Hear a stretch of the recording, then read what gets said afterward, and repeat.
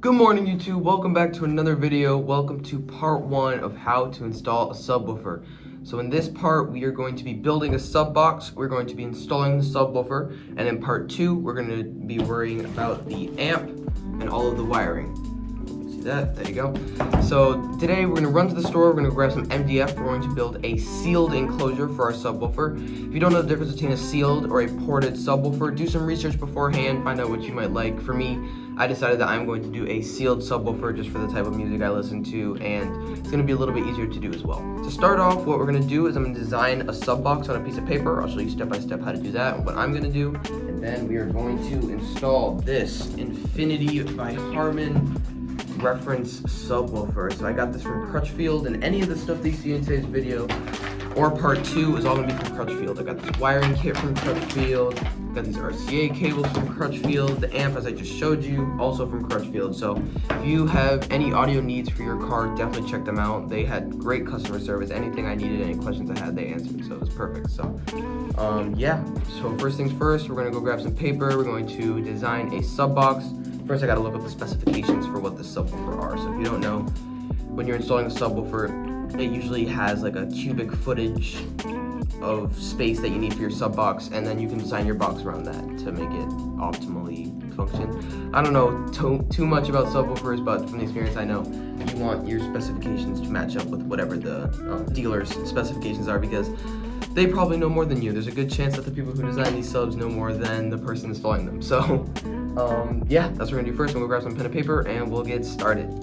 Before we get started though, if you notice that I'm wearing the same thing as the last video, that's because it is the same day. I'm going to try to crank out 3 videos for you today. I'm going to see if I can get it done with the last speaker install.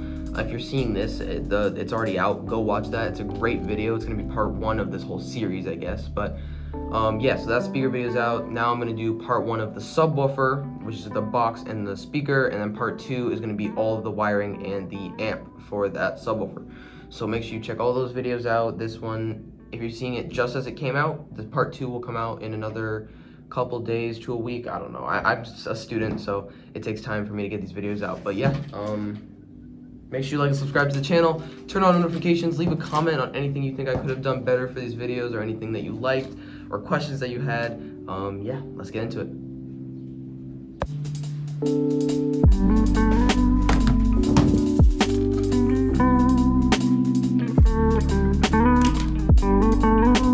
So I've just finished designing our sub enclosure for the box. I wrote it all on paper, and the website I used to calculate the volume is called the12volt.com. If you're designing a sub box, this is the best website I've found. You can do cubic ones, wedge with like a little lip. You can do all kinds of different boxes that you can design here, but I use the cube one just because I want a standard rectangle.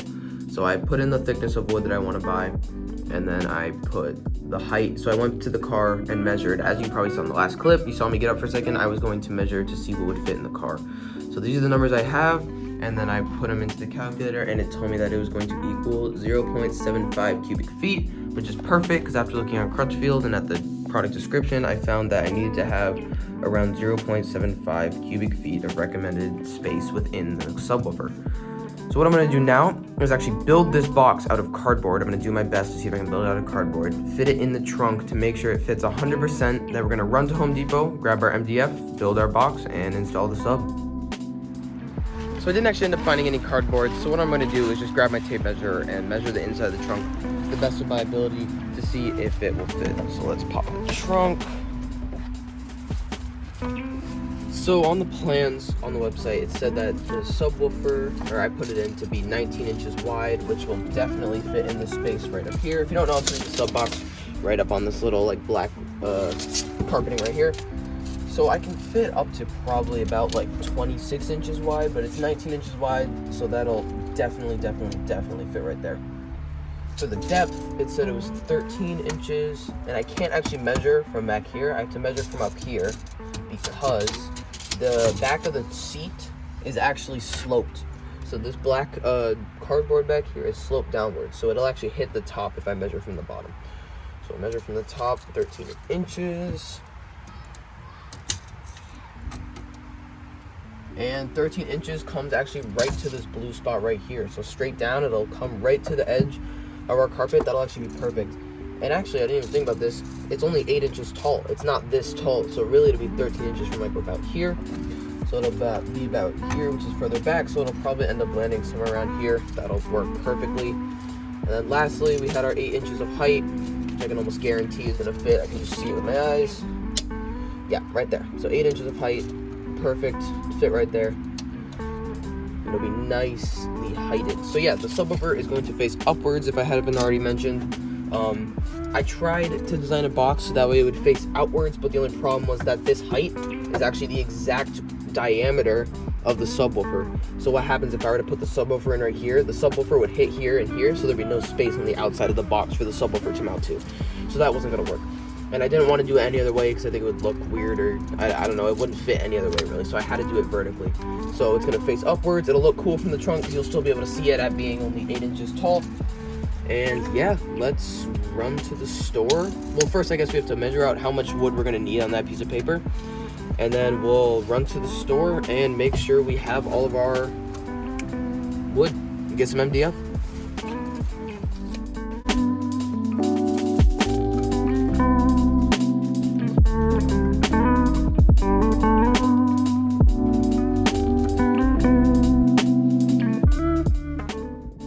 So I finished up measuring what each length and width of each piece is going to be. So these right and left pieces are going to be the end pieces here and on the other side. These back and front pieces are going to be this piece right here and then on the other side. And then top and bottom, obviously top and bottom.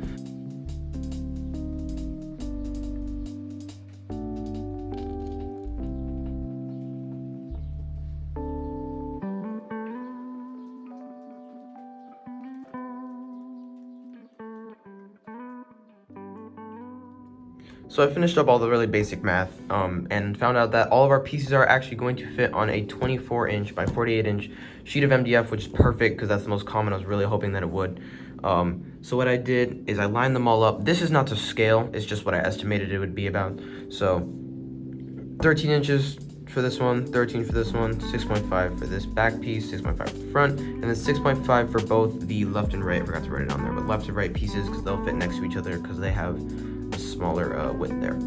So the first time I did it, I had this piece up on top. You can kind of see my eraser marks, but that actually wouldn't fit. It would make this length 52 inches, which is actually bigger than the 48 that the piece of wood allows.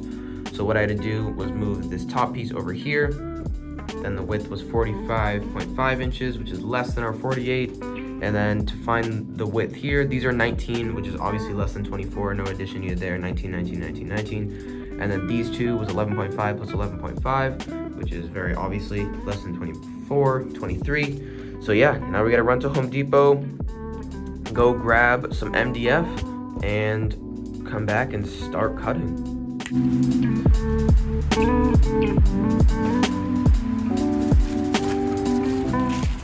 So I'm back from the store with our MDF now, and we're ready to go. We've got all our material. This is all we're gonna need.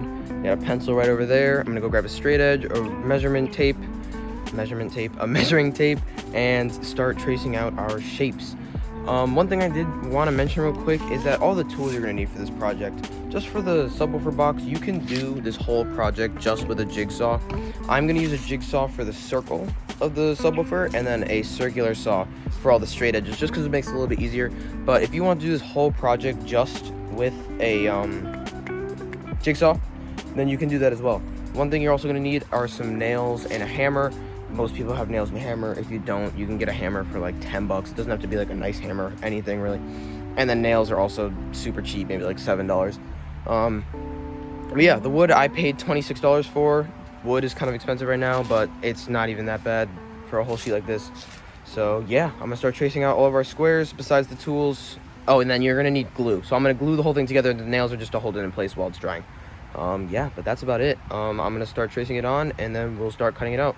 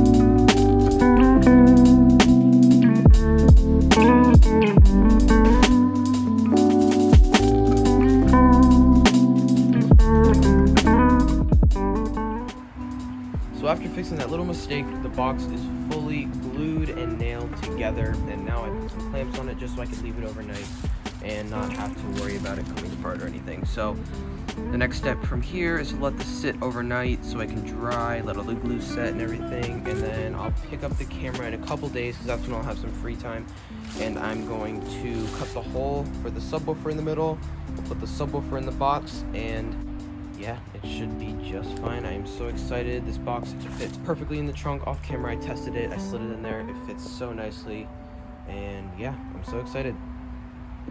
So that's gonna be it for this portion of the video. I'll pick up the camera in a couple days and I'll see you then. So we're back with day 2 of the subwoofer box build, and if you remember, we left off, we had just finished the box. I clamped it up, glued it together, and now I've let it sit for a couple days. It's now been a little bit, so it's 100% dry and ready for us to cut the hole for the subwoofer. So that's gonna be the next step. I'll show you a really good tip on how to measure your subwoofer to find the right size hole to cut, I guess, and then we'll mount that subwoofer and we'll move on from there. I also earlier was thinking of a really good way to mount the amplifier for the subwoofer to the sub box, and it's gonna look very cool in the trunk. So we're gonna do that right after we cut the hole, and excuse the crazy hair for the rest of the video. I just got off work, and so I have to wear a hat all day at work, so my hair gets really crazy afterwards, and there's not much I can do about it. So yeah, I'll show you that trick on how to cut a perfect hole in your subwoofer box right now, and we will continue working.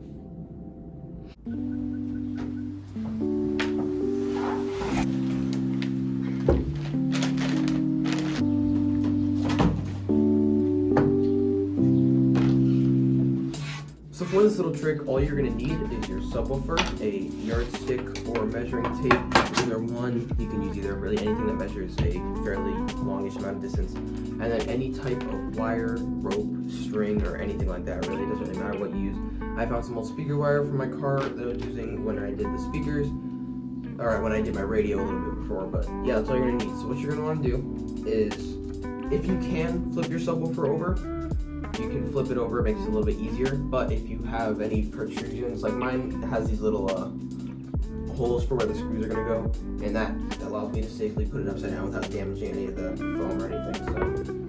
So throw that upside down, and then what you're gonna wanna do is grab your rope or wire and just run it along the whole outside of your speaker. Mine has this little like step lip, which is kind of annoying, but I think we should be just fine. Get to the end, as you can see right here, I've got the 2 wires matched up. You just want to pinch the end where you have that excess of wire right here, and then you're going to want to measure this length. And then once you measure that on your meter stick or yardstick or measuring tape, whatever you have, so mine is about 35 3/4 inches. So that means that the circumference of the circle that we're going to need to cut is 35 3/4 inches. And then what you're going to want to do is, if you know the equation to find the circumference of a circle, you basically just want to work backwards, and then from that you'll be able to find the radius of the circle that you need to cut out. So then you do some math, shouldn't be too hard. If you don't know the equation, you can Google it online, and there's probably a calculator where you just plug in the numbers for you.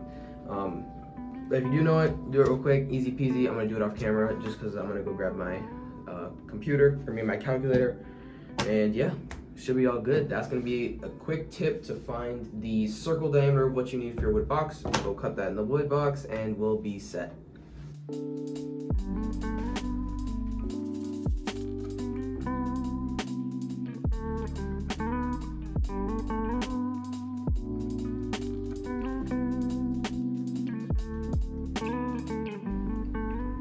So I've just wrapped up doing all the little dots around the wood to make our circle. So now what I'm gonna do is just connect each one with the line so it'll be more easy to see what I'm cutting.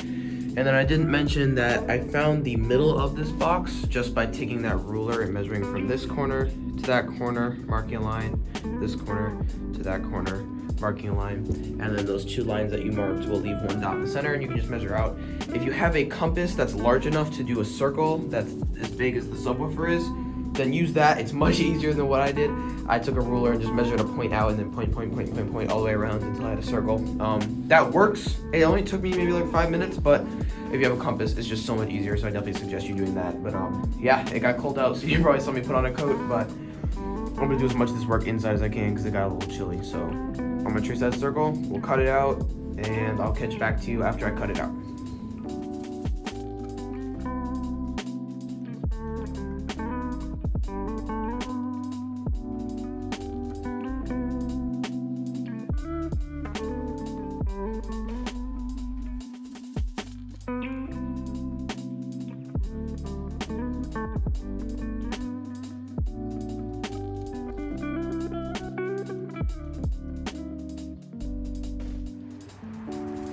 So I've just finished cutting the hole in the box, and this looks amazing. I don't know if I've actually properly showed you guys the subwoofer yet. Oh, I completely forgot.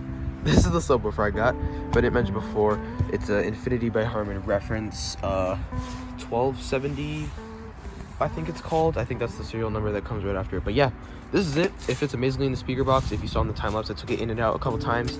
It's because I cut the circle actually smaller than I wanted it to be, and then slowly took out from the edges to make it fit perfectly, just so that way if I mess up with my measurements or something, I can always remove the material. I can't always add it back. It's much easier to remove material than add it back. So start with a smaller circle than what you think, and then slowly work your way out. That's another tip.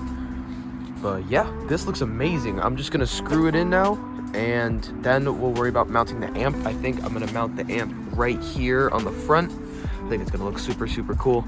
I'm not gonna carpet this box in today's video. I think in the beginning of the video I said I would. I might do it in a later video down the line, but I just don't have time to run to the store, and I wanna really knock this out so it's 100% perfect. So the next step is to mount this amp, then drill a couple holes right next to the amp, and then run the speaker wires from the speaker right to the amp, and this box will be 100% finished. I'm so stoked. It looks amazing. Let's go grab the amp. Well, let's bring this inside, grab the amp. So we need to mock up all our holes and get that on there.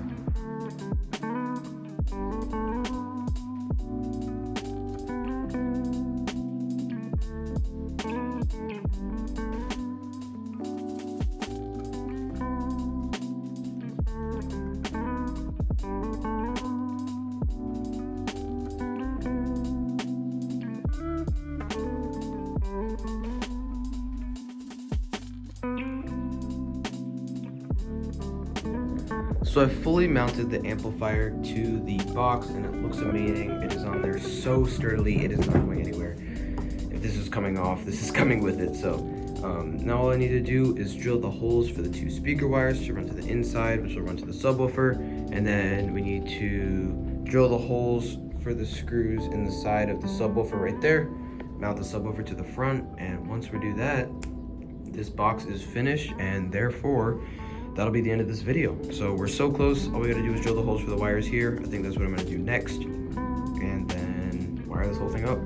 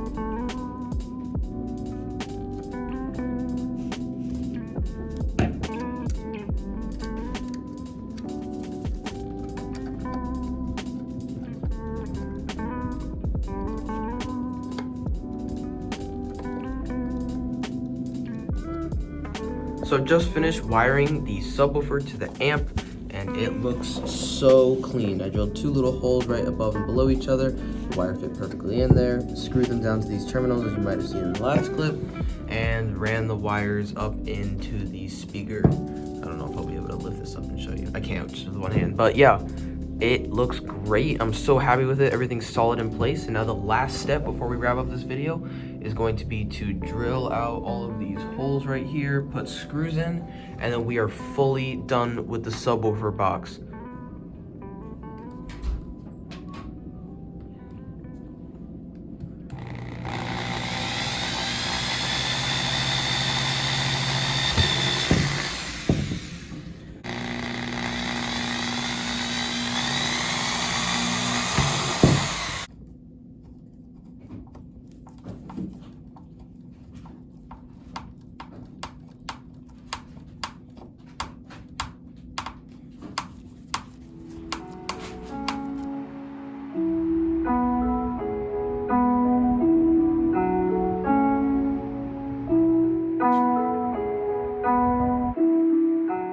So that's going to be a wrap for today's video. I appreciate you guys so much for staying to the end. Hopefully some of the tips we learned building this behemoth right here helped you in your journey to build your own sub box and your own subwoofer setup. So yeah, that's going to be a wrap. Everything's all finished. The thing's screwed down. It looks amazing. I'm going to test fit it in the car real quick. I might put a photo right here just to show you what it looks like. Hopefully the photo's nice enough. It's really dark out, but yeah, that's about it. This is actually pretty easy to do. If you have like some experience in the background doing it, you could probably do it in a weekend if you have no experience like me. I mean, I did it in 2 days actually. I'd never built one of these before, and it wasn't even that hard. I mean, you get all your materials, put it together. The hardest part is finding out which subwoofer and amp you want to use. That takes a while, but yeah, I appreciate you guys so much for staying to the end watching this video. I hope you found use out of it. Please like and subscribe. Leave a comment down below about anything that I could have done better that you noticed or any questions you might have. And I love reading them. I love responding to them. And yeah, just make sure you subscribe because especially in these early stages, it means so much to the channel and to me and all the support you get from you guys. I appreciate it all. So yeah, that's going to be our today's video. Peace out, and I'll see you in the next one.